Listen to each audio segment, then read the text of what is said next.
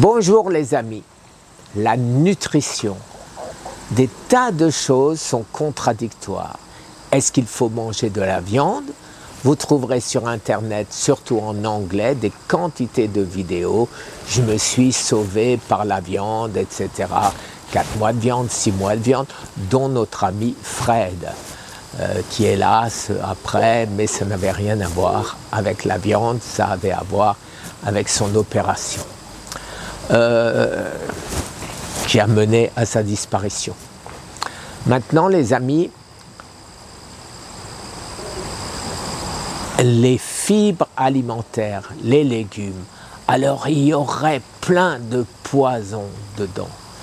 Je n'ai mangé que ça et ça m'avait mené à la guérison. Aujourd'hui que je mange de nouveau un peu tout, je ne sais pas. Je ne sais pas à quoi est due ma récidive. C'est peut-être dû à Spike. Vous savez que j'ai 150 fois plus que l'index.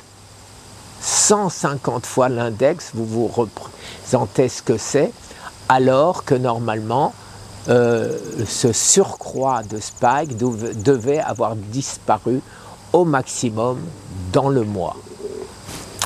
Voilà. Alors maintenant, vous avez quantité de professeurs pour, quantité de professeurs contre. Comment savoir? C'est pas possible.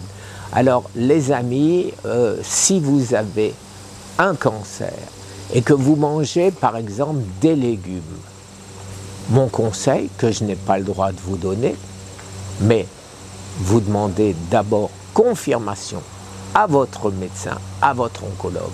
J'ai toujours dit et j'ai toujours vu que ce qui semble soigner, c'est ne jamais donner au cancer une routine. Alors si vous mangez de la viande, vous arrêtez de manger de la viande.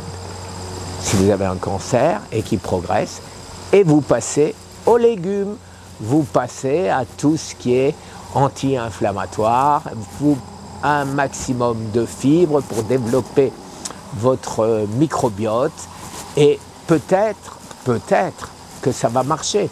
Si vous mangez que des légumes, que vous mangez des fibres, que vous mangez tout ça et que ça ne marche pas, essayez la viande.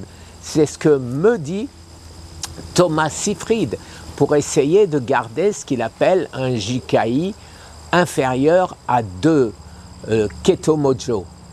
Personnellement, je n'y arrive pas. Je n'y arrive pas. Pourquoi? Parce que mon corps fabrique trop de glucides, la néoglucogénèse. Et donc, j'ai toujours entre 100 et 120, ce qui fait que c'est quasiment impossible d'avoir un JKI en dessous de 2, c'est-à-dire avoir des kétones élevés en même temps que une glycémie basse, parce qu'autrement on n'y arrive pas. Si la glycémie est trop haute, on a très peu de ketones dans le sang et donc ça ne marche pas. Alors qu'est-ce que j'ai fait?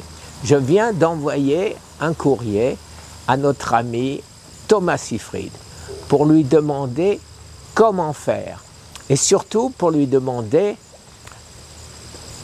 quelles sont pour lui les raisons pour lesquelles beaucoup de ketones dans le sang a un effet curatif contre le cancer. J'attends avec impatience sa réponse que je vous communiquerai immédiatement. Voilà, en attendant, comme je n'ai pas d'examen, comme je vous l'ai dit, en août, eh ben je mange un peu normalement. J'essaye de ne pas trop manger, j'essaye de ne pas faire trop d'excès, j'essaye de limiter un peu mes nutriments en privilégiant toujours bien sûr les 6 essentiels qui bloquent les voies métaboliques du cancer. Et une fois ceci fait, vers le 10, entre le 10 et 15 septembre, j'aurai mes résultats et je verrai si j'ai eu tout faux ou tout bon.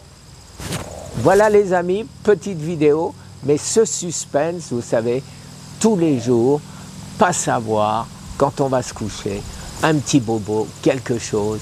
Ah, est-ce qu'il y a quelque chose qui ne colle pas? Est-ce que mon cancer progresse? Est-ce qu'il ne progresse pas?